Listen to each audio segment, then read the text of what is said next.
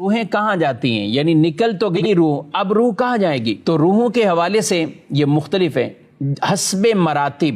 جس قدر آدمی نیک ہے تو اسی طرح اس کی روح اسی طرح سفر کرتی ہے اور آزاد ہو جاتی ہے۔ دنیا کے اندر تو گویا کہ وہ ایک جسم میں قید ہے، مرنے کے بعد وہ آزاد ہے اور کہاں کہاں وہ سیر کرتی ہے۔ حضرت مولا کائنات شیر خدا علی المرتضیٰ کرم اللہ تعالی وجہ الکریم آپ فرماتے ہیں ارواح المؤمنین فی بئر زمزم، کہ مومنوں کی جو روحیں ہیں یہ زمزم کے کنویں پر، چائے زمزم پر ہوں گی۔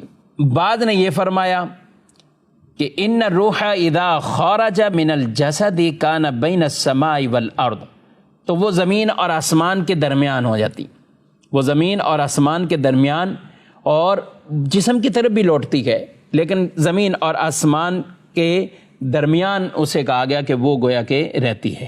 اور یہ بھی فرمایا گیا بعض کی پہلے آسمان پر، بعض کی دوسرے آسمان پر، حسب مراتب یہاں بھی ہوگی۔ اور ایک حدیث نبی پاک صلی اللہ علیہ وسلم نے یہ بھی ارشاد فرمایا کہ ان ارواح المؤمنین فی السماء السابعہ، کہ یہ 7ویں آسمان پر ہیں اور وہ روحیں کیا کریں گے؟ ینظرون الی منازلہم فی الجنہ، وہ جنت میں جو ان کی جگہیں ہیں، جو ان کے مقام منزل ہیں، تو وہ اس کو دیکھ رہے ہوں گے۔ یعنی 7ویں آسمان پر روحیں ہوں گی اور وہ اس کو دیکھ بھی رہے ہوں گی کہ جنت میں انہیں کیا مقام عطا فرمایا جائے گا۔ تو حسب مراتب اچھوں کی، مومنوں کی روحیں یہ حسب مراتب علو کریں گی، بلندی کریں گی، سیر کریں گی۔ اور سنن ابو داؤد شریف کی حدیث نبی پاک صلی اللہ علیہ وسلم نے تو یہاں تک بھی ارشاد فرمایا وہ جو روح ہے وہ ایک پرندوں کی صورتوں میں، یہاں تک کہ پرندے جس طرح اڑتے ہیں تو وہ پرندے کی طرح وہ بھی اڑیں گے، یہاں تک کہ جنت میں جا کر جنتی پھل وہ کھائیں گی، جنتی پھل کھائیں گی، جنتی نہروں سے پئیں گی۔ یہ روحوں کے مقامات کو بیان فرمایا گیا۔ اور بعض روایات کے اندر شہداء کی روحیں وہ پرندے جیسے ہیں، اڑتے ہیں، تو اسی طرح ان کی روحیں بھی وہ اڑتی ہیں اور وہ سیر بھی جنت کی کرتی ہیں۔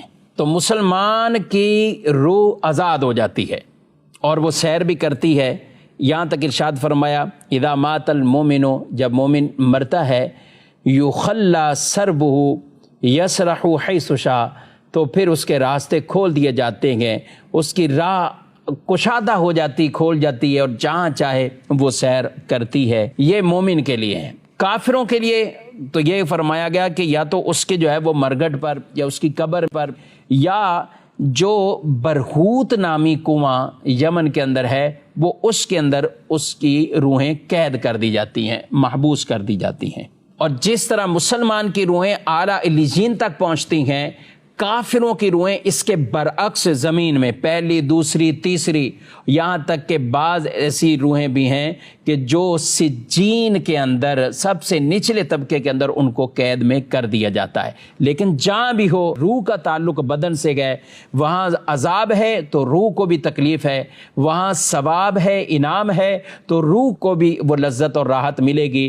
مومن کی روح کو لذت ملے گی، راحت ملے گی، کافر کی روح کو تکلیف ملے گی، اذیت اور عذاب ہوگا۔